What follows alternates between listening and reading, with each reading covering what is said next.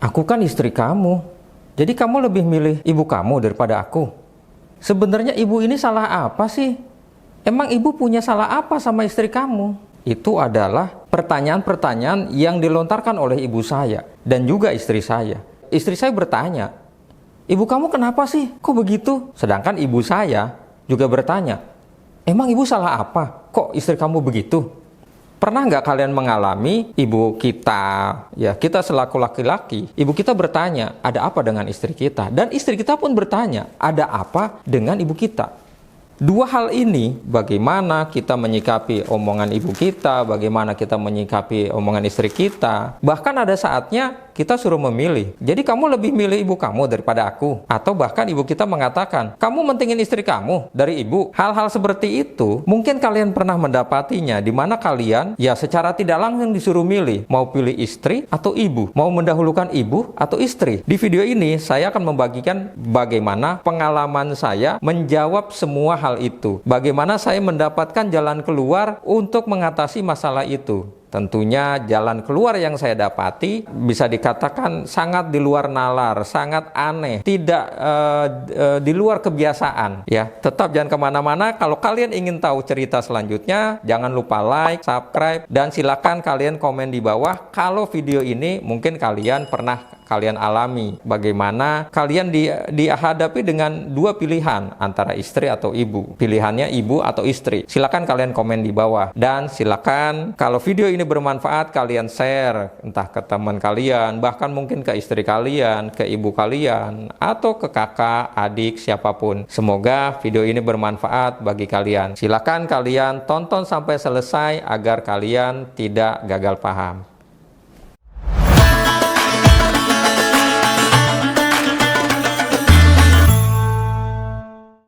Assalamualaikum warahmatullahi wabarakatuh. Bertemu kembali dengan saya Rian Panjalu. Teman-teman, kadang ada kalanya ketika kita sudah menikah, ya ada sedikit mungkin salah paham atau komunikasinya tidak berjalan dengan baik antara istri kita dengan ibu kita. Bagaimana istri kita terkadang beranggapan bahwa ibu kita atau mertuanya itu tidak melakukan sesuatu, mungkin omongannya tidak enak, mungkin perkataannya, perbuatannya yang sedikit menyinggung, atau bahkan ibu kita menanyakan, kok istri kamu begitu sih? Emang nggak kamu ajarin? Kok istri kamu ngediemin ibu sih? Memang nggak kamu bilangin? Emang ibu salah apa? Atau bahkan istri kita pernah bertanya kepada kita, jadi kamu lebih mentingin ibu kamu ya daripada istri dan anak ya? Terus aku artinya apa bagi kamu? Hal itu pernah saya alami dan saya cukup lama untuk mendapatkan sebuah jawaban dan sebuah cara bagaimana mendamaikan, bagaimana agar memperbaiki komunikasi antara ibu saya dan istri saya. Banyak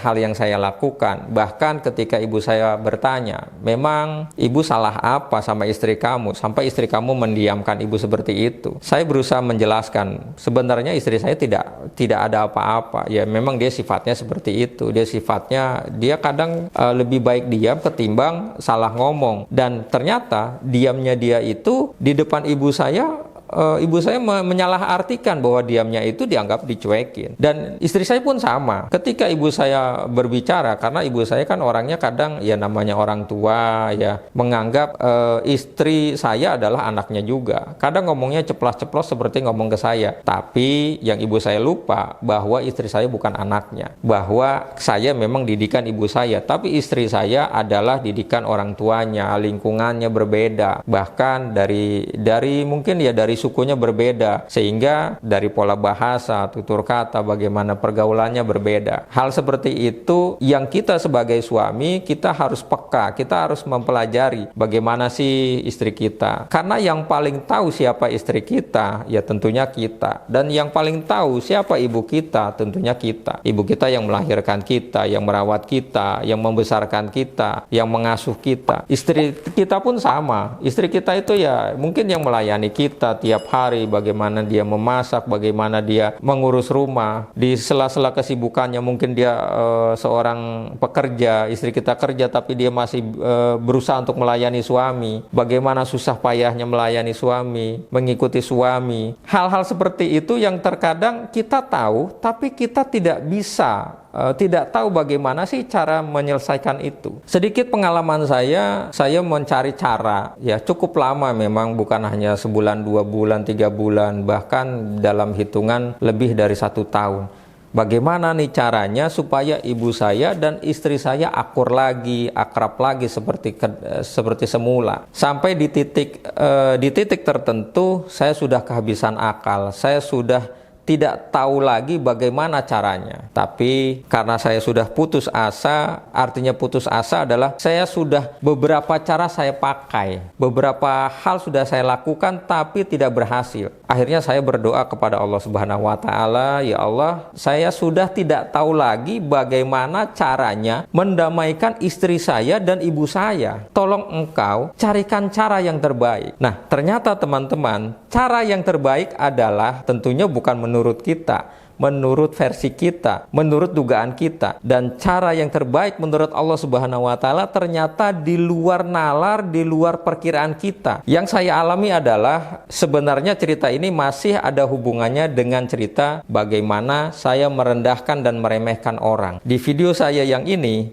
perlu kalian tonton. Ketika saya merendahkan seseorang di video ini, walaupun hanya di dalam hati, saya merendahkan dia dan akhirnya saya mendapatkan teguran dan kecelakaan. Ternyata hal itulah jawaban dari salah satu masalah saya juga. Jadi ketika itu saya sedang mencari cara bagaimana mendamaikan istri saya dan ibu saya. Dan saya meminta kepada Allah Subhanahu wa taala, tolong tunjukkan satu cara. Dan ternyata di luar dugaan terjadilah kecelakaan itu. Karena kecelakaan itulah yang saya ceritakan di video yang ini, ya, bagaimana saya merendahkan dan meremehkan orang yang akhirnya saya kecelakaan. Dan ketika kecelakaan itu yang membantu saya adalah orang yang saya rendahkan, saya remehkan. Dan ternyata kecelakaan itulah menjadi jawaban dan kunci bagaimana ibu saya dan istri saya akur. Ketika kecelakaan itu, di video itu saya menceritakan saya tidak bisa bernafas beberapa detik. Lalu saya diangkat dan akhirnya dengan susah payah saya pulang. Ketika saya pulang, tentunya ibu saya dan istri saya kaget kondisi saya, dan kebetulan putri saya juga waktu itu saya sedang mengantarkan putri saya pulang sekolah. Sangat kaget dan mereka berdua kalang kabut. Wah, ini bagaimana nih caranya? Ibu saya langsung mengambil tindakan untuk memanggil tukang urut, tapi istri saya langsung membereskan berkas-berkas ingin rongsen ke rumah sakit. Tapi akhirnya saya putuskan udah jangan rongsen dulu, akhirnya saya diurut. Karena kejadian itulah istri saya dan ibu saya mulai berkomunikasi. Mereka mulai ada pembicaraan, ada sedikit komunikasi karena kondisi saya yang ketika itu yang saya rasakan memang cukup sakit lah di bagian dada sebelah kanan saya dan kaki sebelah kanan saya. Itu saya sempat tidak bisa berjalan selama 3 hari. Ya, bahkan untuk duduk pun saya agak susah. Untuk rebahan pada saat kejadian itu saya nggak bisa tidur, jadi saya harus duduk. Untuk rebahan tuh saya nggak bisa.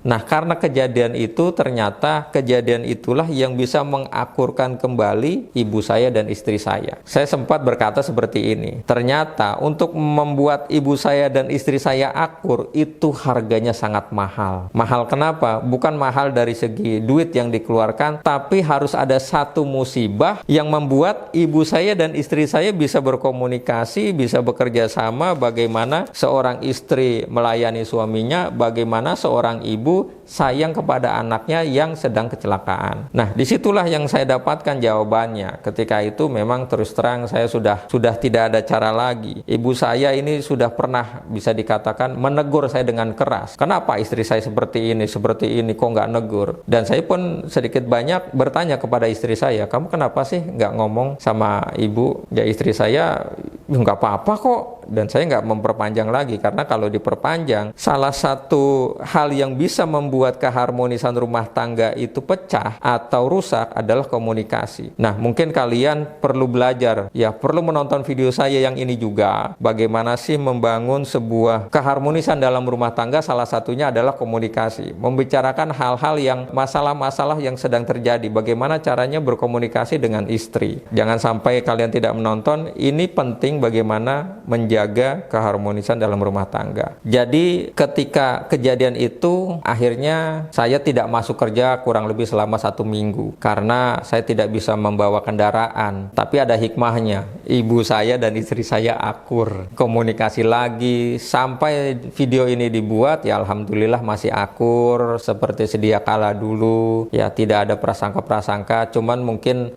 sedikit banyak lebih menjaga lah. Saya lebih menjaga, istri saya lebih menjaga, ibu saya juga mungkin lebih menjaga karena pengalaman itu. Apabila kalian mungkin yang pernah mengalami hal yang sama dengan saya, artinya kalian pernah mengalami, kalian pernah ada 2 pilihan, mana yang harus diikuti, ibu atau istri. Kalian ada di 2 pilihan, mana yang harus kalian pilih, mana konflik seperti apa antara istri kita dengan ibu kita, bagaimana cara menyelesaikannya. Saya sudah banyak cara saya coba, bahkan saya berkonsultasi dengan seorang guru agama, artinya dengan seorang ustaz, bagaimana saya mencari jawaban dengan teman-teman. Ya tapi ya itu lagi, hanya Allah yang bisa menunjukkan caranya. Ini loh cara yang terbaik. Kita serahkan semua kepada Allah Subhanahu wa Ta'ala ketika kita punya masalah, ketika kita mentok, kita nggak punya jawaban. Semua cara sudah kita coba, kita kembalikan kepada Allah Subhanahu wa Ta'ala. Itulah teman-teman yang bisa saya bagikan kepada kalian. Semoga cerita ini bermanfaat bagi kalian. Kalian yang sudah menikah atau kalian mungkin yang belum menikah, semoga hal ini bisa bermanfaat. Kalian bisa sedikit banyak dari pengalaman saya, bisa kalian ambil hal-hal yang baik. Dan apabila ada yang buruknya, silakan kalian tinggalkan. Bila video ini bermanfaat, jangan lupa kalian klik like, subscribe, dan jangan lupa tonton video yang ini bagaimana cara membangun keharmonisan sebuah rumah tangga. Dan tonton juga yang ini bagaimana ketika saya mendapatkan kecelakaan karena saya meremehkan orang lain. Jangan lupa untuk menonton 2 video ini agar ceritanya nyambung. Ya, apabila kalian suka dengan video ini, silakan kalian komen di bawah. Apakah kalian pernah mendapatkan atau mengalami hal-hal yang sama dengan saya? Itu saja yang bisa saya sampaikan kepada kalian. Tetap di Rifah Channel, tonton video-video saya yang lain. Semoga apa yang saya sampaikan, pengalaman-pengalaman yang saya sampaikan bermanfaat bagi kalian semua. Dukung saya dengan mengklik like dan subscribe setiap video-video saya. Itu saja yang bisa saya sampaikan. Terima kasih. Wassalamualaikum warahmatullahi wabarakatuh.